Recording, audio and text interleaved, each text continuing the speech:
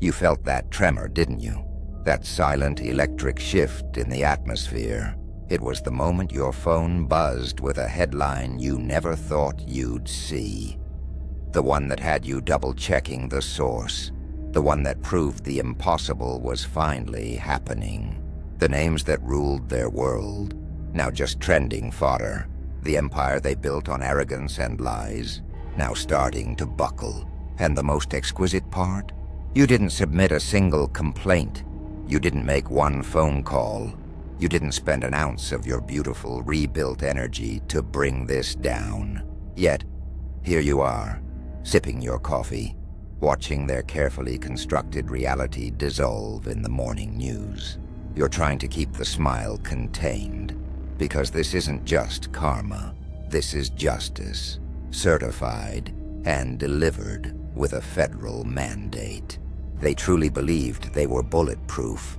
They thought their fortress of cash, connections, and polished PR was impenetrable.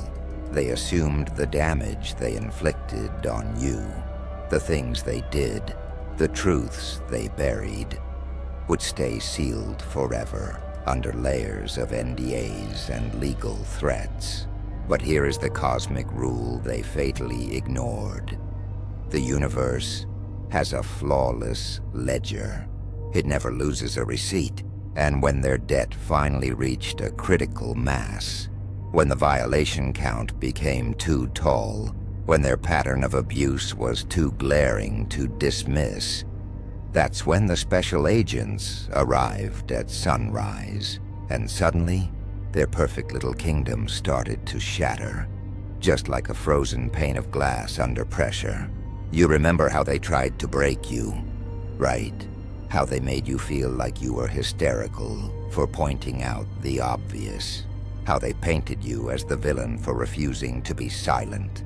How they shamed you for daring to be wounded after they took the knife to you.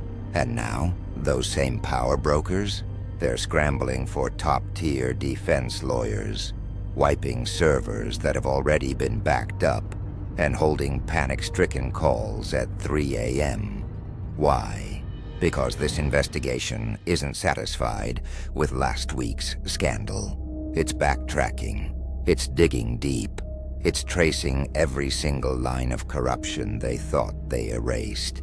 And guess what? Your name keeps surfacing in the transcripts. Not as a troublemaker, but as the patient zero of their systemic sickness. They are in a full-blown meltdown right now. Their PR machine is burning through its retainer. Their associates are quietly deleting their contact info. Their own families are starting to ask pointed questions. And in a secured government building, a digital file is getting thicker by the hour, filled with evidence they assumed would never see the light of day.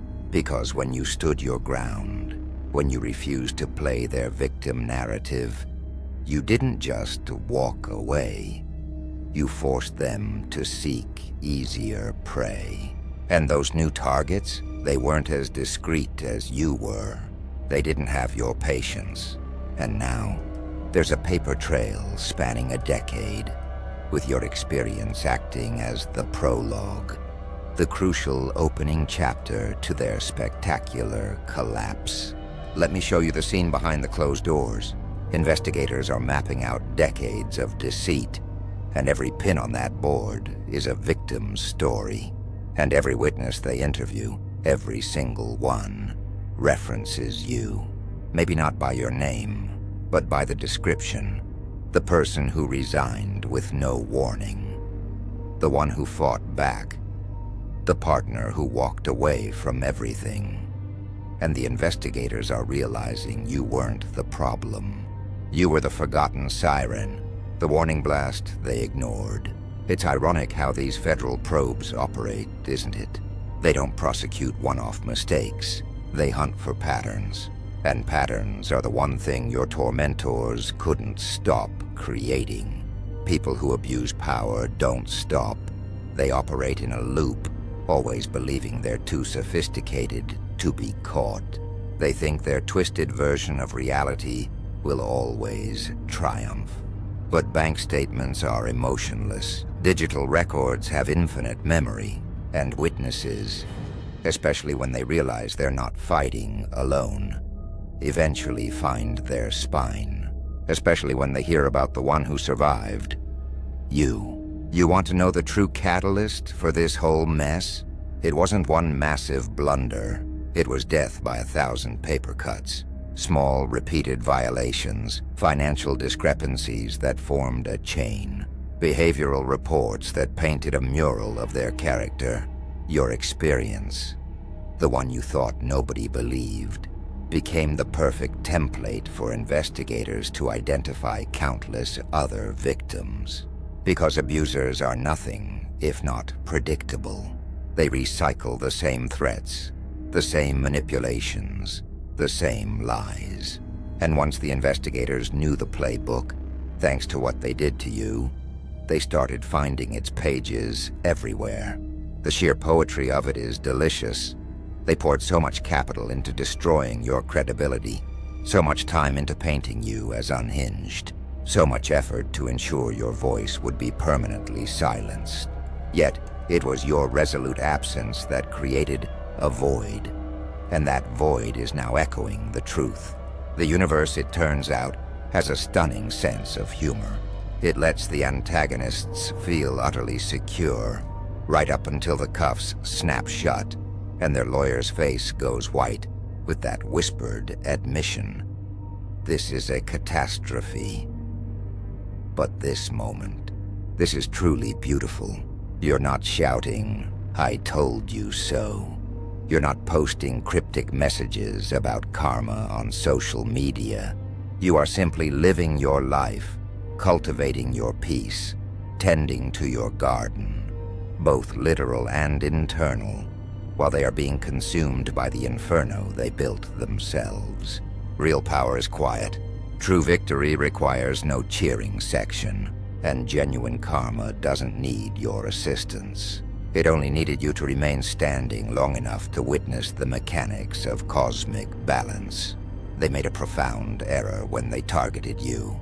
When you try to annihilate someone who operates with integrity, someone who will not sell their soul for silence, you don't actually destroy them. You expose yourself. You display your entire playbook, your weaknesses, your operational methods, and those things get archived. Not always immediately, but eventually, by the precise people at the perfect time. And suddenly, the one they tried to bury becomes the definitive map to their own undoing, without you having to lift a finger. Their defense teams are telling them to clam up, to delete their apps, to stonewall. But what they're really saying is, don't provide more fuel. Don't confirm what the world is starting to realize, that they are exactly who their victim claimed they were, that the person they called crazy was actually the most clear-sighted person in the room, that maybe, just maybe, karma is real. And she wears a badge, has a very long memory, and carries a file folder thicker than a phone book. You know what's most satisfying? They're cold calling everyone who might testify, trying to gauge the damage, trying to identify who's cooperating, who's flipped, and your name keeps coming up, not because you're involved, but because you're the ghost in their machine, the initial shockwave that triggered the entire avalanche. And they can't touch you. They can't manipulate you. They can't threaten you, because you already walked through their fire and emerged as something completely immune to their tactics. This is where the story becomes a blockbuster. The investigation pulls one thread, and that thread leads to another crime, another victim, another desperate cover-up. And suddenly, a single inquiry splinters into 3, then 5, eventually becoming a full federal task force. And the glorious part, every single new discovery validates your pain. Every new witness confirms your version of events. Every piece of evidence proves you were never the problem.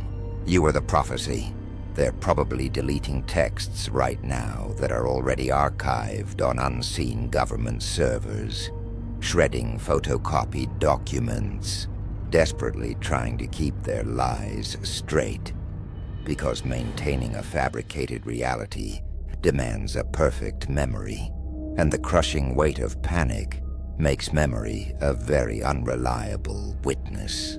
Right now, they are realizing that every act of cruelty, every play for power, every person they climbed over, they all became potential witnesses. And witnesses talk, especially when the magic words immunity agreement are mentioned. Federal investigators have three loves: patterns, grudges, and people who keep records. And your tormentors created all three. They created patterns through their systemic abuse. They created grudges through their malice, and they inspired people to keep records through their gaslighting. Because when someone tells you what you know is false, you start documenting everything. And now all those emails, all those recordings, all those screenshots are becoming evidence in a case that started without you, but has now centered entirely on your experience. The timeline on the investigation board probably has its first major entry marked right around the time you decided to leave. Isn't that a beautiful piece of timing? Your exit was the beginning of their end. Your refusal to play along was the initial fracture in their perfect facade. Your decision to walk away quietly, rather than fight, created the vacuum that allowed everything else to surface. When you fight, they can call you aggressive. When you leave in silence, they have no narrative to spin. And silence, it turns out, is the loudest accusation of all. In group chats right now, former victims are connecting, comparing notes, realizing they share the same scars, the same threats, the same playbook, and your name keeps surfacing as the one who escaped, the one who rebuilt, the one who proved it was possible to leave and thrive. And now they have the courage to talk. They're cooperating with investigators because you demonstrated that the monster could bleed. Even though you didn't need to be the one to strike the final blow, the task force likely sees your incident as a crucial dividing line. Before you, they were cautious. After you, they got lazy. They assumed they had perfected the formula for silencing dissent. They thought your supposed destruction was proof of their invincibility. But from the outside, destruction and transformation look identical. And their inability to tell the difference between you breaking and you rebuilding, that is the miscalculation that is finally sinking them. Witnesses are pouring forward with stories that are eerie reflections of yours. Same threats, same tactics, same manipulations, and the investigators are meticulously documenting the pattern, preparing a list of charges that will stack up like dominoes. Because federal prosecutors don't just charge one crime. They charge every single thing they can find. And they are finding everything. Wire fraud, mail fraud, financial conspiracy, witness tampering, obstruction of justice. The list keeps lengthening, and each count carries years, and they are all combining into decades. Meanwhile, you're probably just living your life. You're shopping for groceries, reading a good book, taking a quiet walk. You've moved on. You've healed. You've built something entirely new. And that, in the end, is the definitive victory. They are drowning in the consequences of their arrogance, while you are buoyant in the peace of your own choices. They are desperately fighting for their freedom, while you are unequivocally free. They are under investigation, while you are being vindicated, without having to ask for it, without having to participate in it, simply by surviving long enough to see it happen. And look, the media has caught the scent. The reporters who ignored your warnings are now ravenously interested in the narrative. They suddenly see the pattern, the connections they deliberately missed before. And your tormentors, who once controlled every single news cycle, are watching their reputation dissolve, their names becoming a global synonym for scandal, their legacy turning to dust. And all you are doing is living. Those headlines are their sleepless nights now. Federal probe expands. Multiple victims detail pattern of abuse. Financial misconduct alleged. And somewhere in those reports, maybe in paragraph 12 or 13, is a vague mention of an unnamed early incident. A person who departed under mysterious circumstances. They know that's you. But the beauty is, you don't need the acknowledgement. Vindication doesn't require attribution. Their phones are vibrating off the hook. Reporters demanding statements. Board members demanding answers. Clients quietly severing ties. And what can they possibly say? How can they explain without further incriminating themselves? How do they deny what is now undeniable? They can't. And that sickening, soul-deep helplessness, the powerlessness they're experiencing right now, that is precisely the poison they forced you to drink. Except you survived yours, and they might not survive theirs. Social media is a frenzy, isn't it? People are sharing their experiences, adding their voices to a rising chorus, creating a symphony of testimony that absolutely obliterates any denial they might attempt. And your story, whether named or not, is the anchor. It is the rhythm, because you were the first domino, and your standing strong is what eventually gave the others the courage to fall forward into the truth, into justice, into this catastrophic, beautiful moment of consequence. Their lawyers are facing an impossible task. How do you defend the indefensible? How do you explain away years of documented patterns? How do you discredit witnesses who are all telling synchronized versions of the same story? And the brutal truth they're finally realizing is this. When you build an empire on the suffering of others, that suffering does not disappear.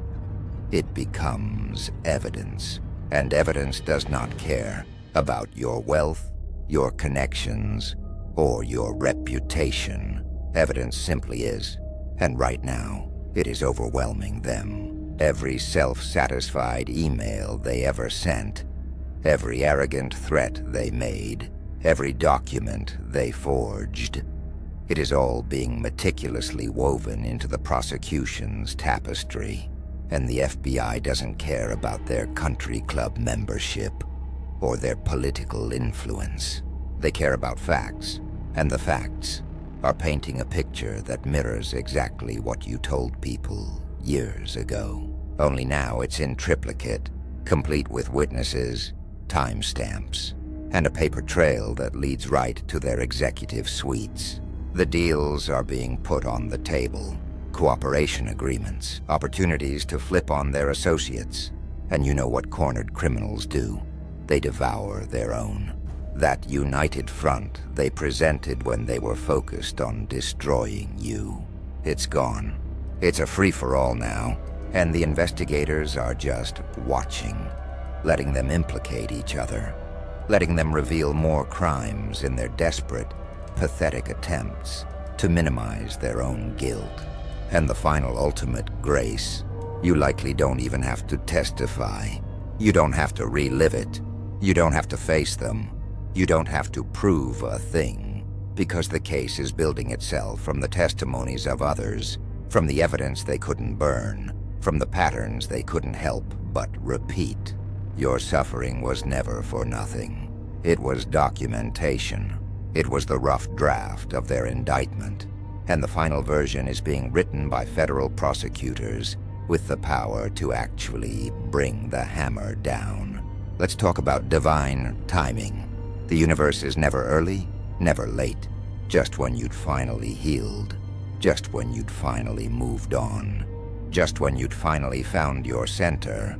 That's when the storm you walked through years ago finally catches up to them and obliterates everything they built on the foundation of your pain.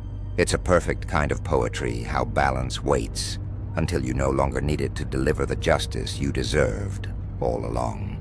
Because karma isn't about revenge, it's about balance, and balance demands patience. They thought they had slipped away. They thought the statute of limitations would protect them. But federal investigations have an uncanny knack for finding new crimes, fresh violations that reset the clock. And suddenly, that thing they did to you 5 years ago becomes a relevant prelude to something they did to someone else last year.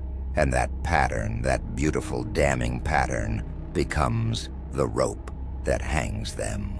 Not because you tied the knot, but because they couldn't stop adding length to it with every new victim. Remember how they predicted you would fail without them. Remember them saying you'd be ruined, forgotten, destroyed.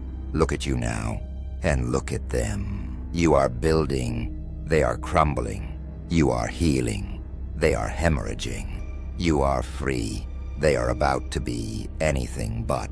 And the most satisfying truth is that you didn't have to lift a finger. You just had to survive. You just had to outlast their lies and let the truth do what the truth always does. Eventually, win. The investigation is likely uncovering crimes even you didn't know existed. Crimes before you, crimes after you. But that is not your trauma to hold. That is not your guilt to carry. Because you did what you could with the tools you had. And the greatest tool you had was survival. And that survival gave others the courage to not just survive, but to speak. And their speaking is what is finally ending this. There are two stark realities playing out right now. In one, you are having a normal day. You're working. You're creating. You're breathing the air they said you'd never be worthy of. And in the other reality, they are in emergency meetings with high-powered criminal defense attorneys, liquidating assets, watching their universe collapse in agonizing slow motion.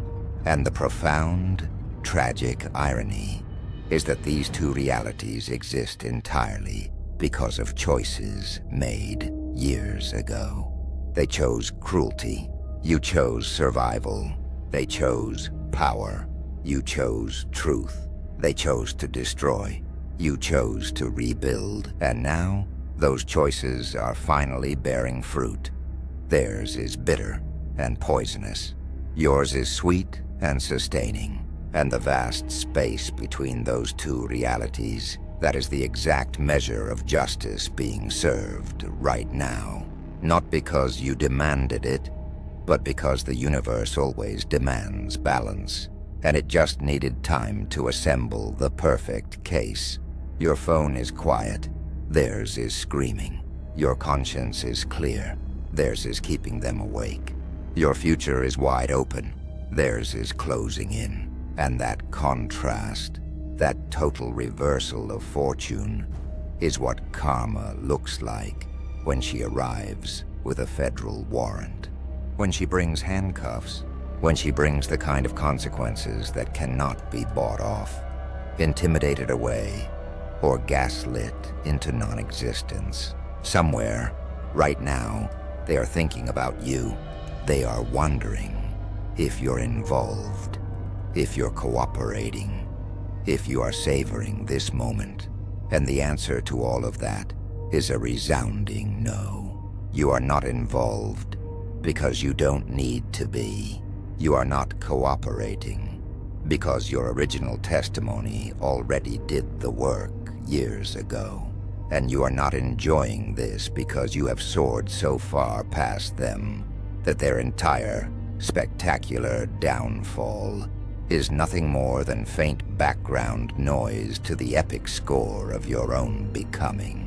Do you see yourself in this story? Let me know in the comments below. What's one lesson you learned from your own moment of vindication? And if you haven't already, make sure you've liked and subscribed so we can keep diving deep into these powerful tales of ultimate balance.